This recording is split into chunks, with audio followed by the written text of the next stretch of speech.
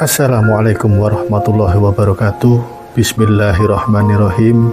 Alhamdulillahilladzi an'amana bi ni'matil iman wal islam wa nusallimu ala khairil anam sayyidina wa maulana Muhammadin sallallahu alaihi wasallam. Yang saya hormati sahabat-sahabat subscriber JMAG yang dirahmati Allah Subhanahu wa Ta'ala dimanapun kalian berada. Ya sahabat, pada kesempatan malam yang indah ini saya akan berbagi pengetahuan atau membahas tentang sosok jin nasab atau jin khodam leluhur. Jin nasab atau juga sering disebut sebagai jin khodam leluhur merupakan jin yang diwariskan oleh leluhur kepada keturunannya. Hal tersebut bisa dikarenakan leluhur yang mempunyai ikatan dengan jin bisa melalui amalan atau ritual-ritual tertentu. Khodam jin leluhur membutuhkan pewaris untuk tetap menjadi kuat, karena setelah sang leluhur meninggal, maka jin nasab atau khodam leluhur akan mencari pewaris baru, yaitu anak keturunan dari sang leluhur tersebut.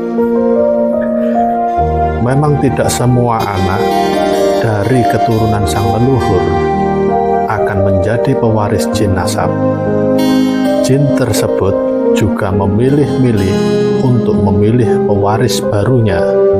Jin leluhur atau juga dikenal dengan jin nasab, yaitu sebuah khodam yang bisa diwariskan oleh leluhur kepada keturunannya.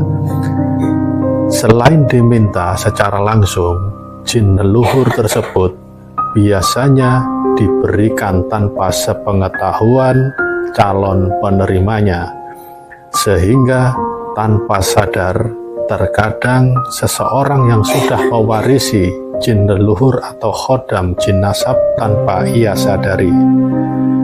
Buat Anda yang masih bingung apa itu jin nasab atau jin leluhur, secara sederhana bisa diartikan sebagai khodam warisan leluhur.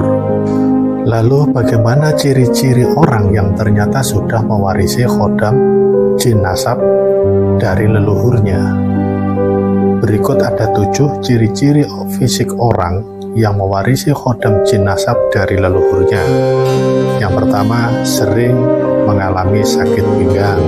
Orang yang tanpa sadar sudah mewarisi jin nasab dari leluhurnya biasanya akan sering mengalami sakit di bagian pinggang. Selain sakit pinggang, orang tersebut juga sering merasakan nyeri otot dan nyeri sendi. Hal tersebut terjadi karena jin nasab masih menyesuaikan posisinya pada tubuh orang yang menjadi tuannya. Yang kedua, tangan dan kaki sering merasa dingin.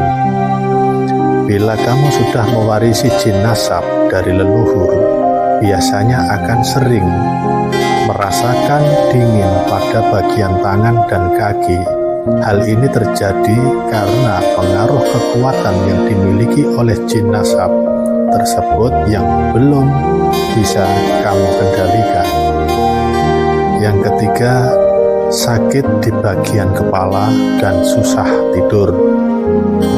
Ciri-ciri paling umum yang dialami oleh orang yang baru mewarisi jin nasab biasanya akan susah tidur dan kepalanya sering sakit. Umumnya hal ini terjadi proses awal penerimaan khodam jin nasab dari leluhur. Yang keempat, sering merasakan nyeri di ulu hati, bagian ulu hati.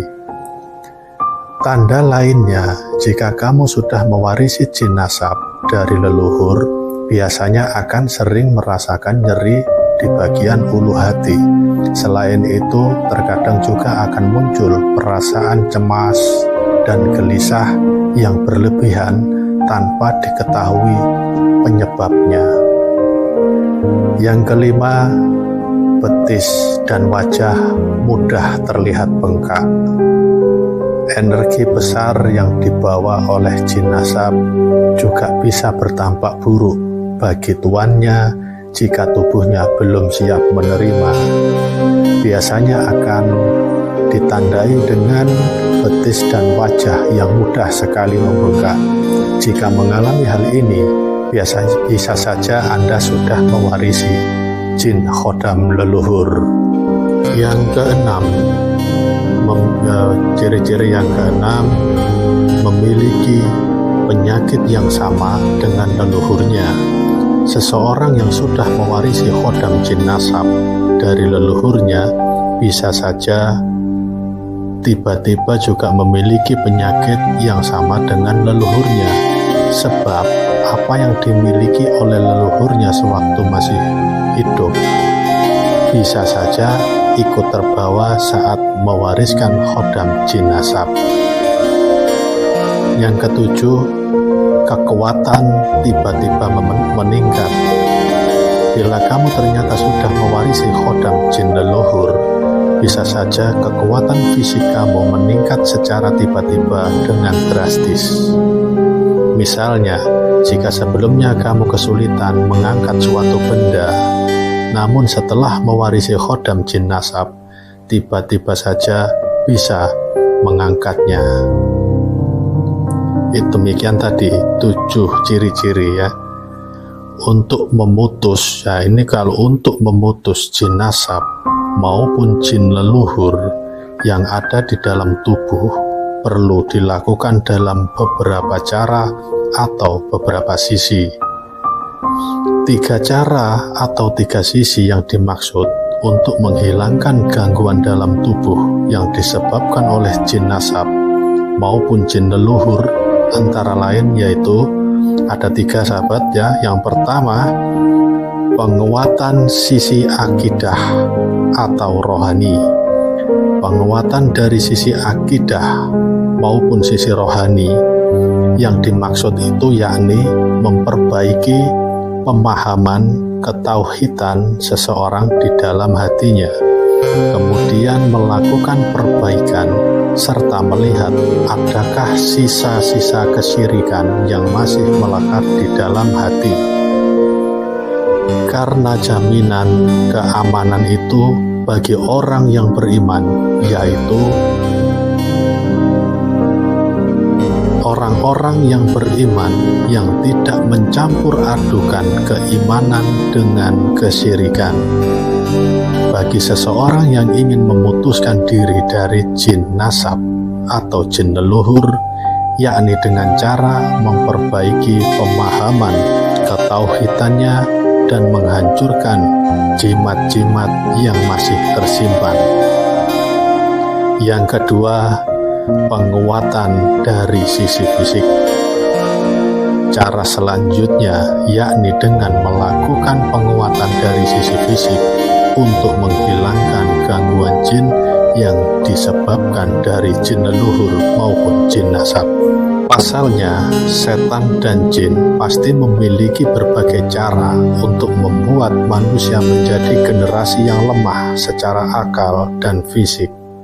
Akhirnya setan dan jin menggiring manusia supaya memiliki hasrat untuk makan dan minum yang tidak sehat. Dari sekian gangguan yang disebabkan oleh jin leluhur, seseorang akan dibuat seolah-olah dirinya sedang mengidam seperti ibu yang sedang hamil. Maka sangat disarankan bagi seseorang yang merasa mengalami gangguan seperti yang telah disebutkan tadi agar memutus rantai khodam jin leluhur tersebut dengan cara memberi asupan pada tubuh dengan hal-hal yang menyehatkan dan tidak merugikan. Jin dan setan sangat senang ketika mendiami organ-organ yang lemah. Maka untuk menghilangkan gangguan khodam jin nasab dan jin leluhur yakni dengan menjaga makanan-makanan sehat yang masuk ke dalam tubuh, serta memiliki fisik yang kuat dengan cara berolahraga. Yang ketiga, penguatan dari sisi lingkungan. Cara yang terakhir ini untuk menghilangkan gangguan jin nasab dan jin leluhur, yakni penguatan dari sisi lingkungan di dalam keluarga. Cara tersebut dilakukan agar seseorang yang ingin terlepas dari gangguan jin nasab dan jin leluhur yang lama bercongkol di dalam tubuh memiliki dukungan penuh dari keluarga mereka dalam melawan jin tersebut. Misalnya, ibu, ayah, adik, kakak, dan anggota keluarga lainnya mesti dipahamkan dengan kondisi salah satu anggota keluarganya yang ingin terlepas dari jin nasab, serta terangi rumah tangga dengan melantunkan ayat-ayat suci Al-Quran, selalu perbaiki ibadah dan perbanyak sholawat. Demikian sahabat, penjelasan tentang jin nasab atau jin warisan leluhur. Ya, dukung kami terus dengan cara menekan tombol subscribe, like, komen, dan jangan lupa di-share. Pelajaran ini saya buat tidak untuk terlalu diyakini, tergantung keyakinan masing-masing. Ya, kembali kepada keyakinan masing-masing. Wallahu a'lam bishawab. Semoga bermanfaat. Usikum wa nafsi bitaqwallah. Wassalamualaikum warahmatullahi wabarakatuh. Salam gentayangan.